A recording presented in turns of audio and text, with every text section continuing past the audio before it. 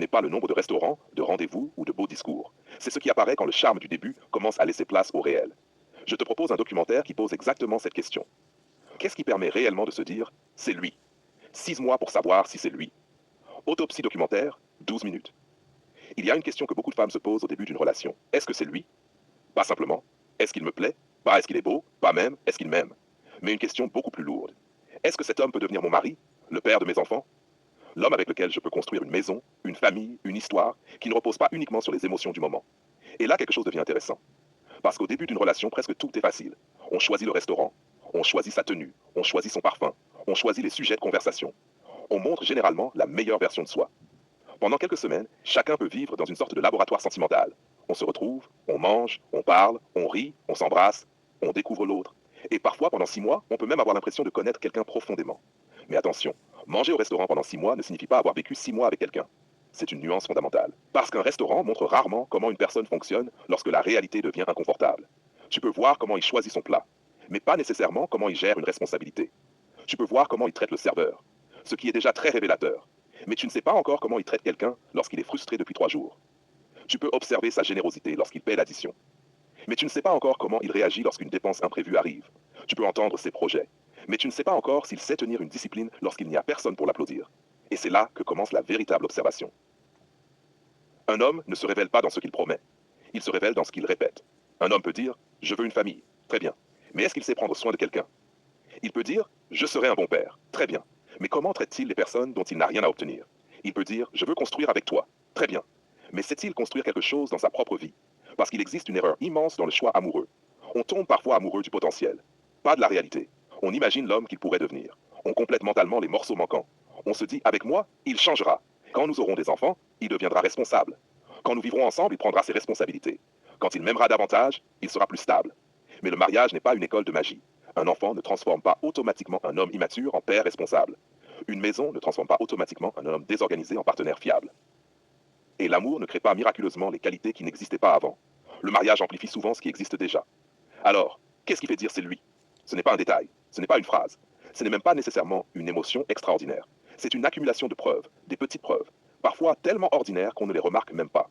Il tient parole, il respecte ses engagements. Il sait reconnaître une erreur, il ne transforme pas chaque désaccord en guerre. Il sait dire non, il sait travailler, il sait attendre, il sait économiser, il sait prendre soin de lui, il sait prendre soin des autres. Il ne disparaît pas dès que la situation devient inconfortable. Et surtout, il possède une cohérence. Ce qu'il dit correspond progressivement à ce qu'il fait. Et ce qu'il fait correspond à l'homme qu'il prétend être. C'est probablement l'un des meilleurs indicateurs. La congruence. Parce qu'un homme peut être extrêmement séduisant, mais s'il faut constamment interpréter ses paroles, excuser ses comportements et imaginer son potentiel, alors quelque chose ne fonctionne pas. Le test du quotidien. Tu veux savoir si quelqu'un peut être un bon mari? Regarde son rapport au quotidien. Pas seulement ses grandes déclarations. Comment gère-t-il son appartement, son argent, son travail, son sommeil, ses rendez-vous, ses responsabilités, sa parole, ses proches, son corps, ses frustrations, sa manière de gérer les imprévus. Parce que la vie conjugale est essentiellement constituée de choses extrêmement peu cinématographiques. Les courses, les factures, les enfants malades, les nuits courtes, les rendez-vous médicaux, les problèmes administratifs, les travaux, les décisions, les disputes, les périodes de fatigue, les mauvaises nouvelles. Les périodes où personne n'a envie de faire d'efforts. Et c'est précisément là qu'un homme montre ce qu'il vaut. Pas lorsqu'il réserve une belle table, mais lorsqu'il faut porter quelque chose de lourd alors que personne ne regarde. Et le bon père. Voilà une autre confusion. Beaucoup pensent qu'un bon père est simplement un homme qui aime ses enfants. Mais aimer ses enfants ne suffit pas. Un bon père doit également savoir être présent, patient, stable, protecteur sans être étouffant, autoritaire sans être violent, tendre sans être faible, capable de poser des limites, capable également de reconnaître qu'il s'est trompé, et surtout capable de faire passer la responsabilité avant son humeur. Parce qu'un enfant ne demande pas seulement est-ce que papa m'aime, il demande inconsciemment est-ce que papa est fiable, est-ce qu'il sera là, est-ce qu'il tiendra sa parole, est-ce qu'il me protégera, est-ce que je peux compter sur lui. C'est une question immense. Et la réponse commence bien avant la naissance de l'enfant. Elle commence dans la manière dont l'homme construit sa propre vie. Les 6 mois ne sont donc pas une date limite. 6 mois peuvent être très révélateurs, mais 6 mois ne sont pas une formule mathématique. Parce que certaines relations traversent énormément de situations en quelques mois. Et d'autres restent artificiellement protégées pendant 2 ans. 2 personnes peuvent se voir tous les week-ends au restaurant pendant 18 mois, sans jamais avoir réellement affronté la moindre difficulté ensemble. Elles se connaissent dans le confort, pas dans la réalité. A l'inverse, une relation peut traverser rapidement une période difficile, un déménagement, une maladie d'un proche, un changement professionnel, des problèmes financiers ou une décision importante. Et soudain, tu observes quelque chose que 10 dîners romantiques ne t'auraient jamais montré. La capacité de l'autre à rester lui-même lorsque la vie cesse d'être agréable. Le vrai test, l'inconfort. C'est probablement l'un des meilleurs révélateurs. Que se passe-t-il quand il n'obtient pas ce qu'il veut? Que se passe-t-il quand tu lui dis non? Que se passe-t-il lorsqu'il est contrarié? Lorsqu'il est jaloux? Lorsqu'il est fatigué? Lorsqu'il perd? Lorsqu'il doit attendre? Lorsqu'il doit faire quelque chose qu'il n'aime pas? Lorsqu'il doit s'excuser? Lorsqu'il doit renoncer à quelque chose pour le bien du couple? Voilà, c'est là que tu commences à voir l'homme. Pas l'homme du premier rendez-vous, pas l'homme de la photo, pas l'homme du discours, l'homme réel. C'est lui. Ne devrait pas signifier « je suis folle de lui ».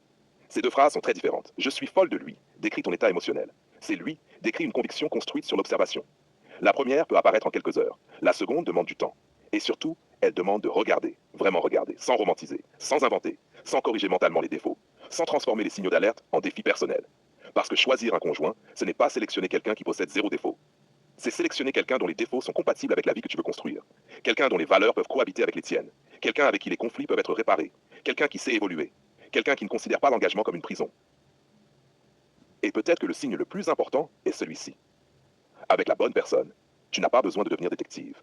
Tu observes, tu écoutes, tu questionnes, tu laisses le temps faire son travail. Et progressivement, les pièces s'emboîtent. Ses paroles, ses actes, ses valeurs, son passé, sa manière d'aimer. Le signe le plus important est celui-ci. Avec la bonne personne, tu n'as pas besoin de devenir détective. Tu observes, tu écoutes, tu questionnes, tu laisses le temps faire son travail. Et progressivement, les pièces s'emboîtent. Ses paroles, ses actes, ses valeurs, son passé, sa manière d'aimer, sa manière de travailler, sa manière de gérer l'argent, sa manière de gérer la frustration, sa manière de traiter les autres, sa vision de la famille, sa capacité à se remettre en question. Et un jour, quelque chose se produit. Ce n'est pas forcément spectaculaire. Il n'y a pas nécessairement de musique, pas de feu d'artifice, pas de signe venu du ciel. Tu regardes simplement la personne devant toi et tu réalises, je ne suis pas seulement amoureux de cette personne, je lui fais confiance pour construire avec moi. Et ça, c'est beaucoup plus puissant. Combien de temps faut-il? 3 mois? 6 mois? 1 an? 2 ans? La vraie question est, combien de réalités avons-nous déjà traversées ensemble? Parce que le temps chronologique ne garantit rien. La profondeur des expériences, elle, révèle énormément. Tu ne cherches pas quelqu'un qui réussit parfaitement les rendez-vous.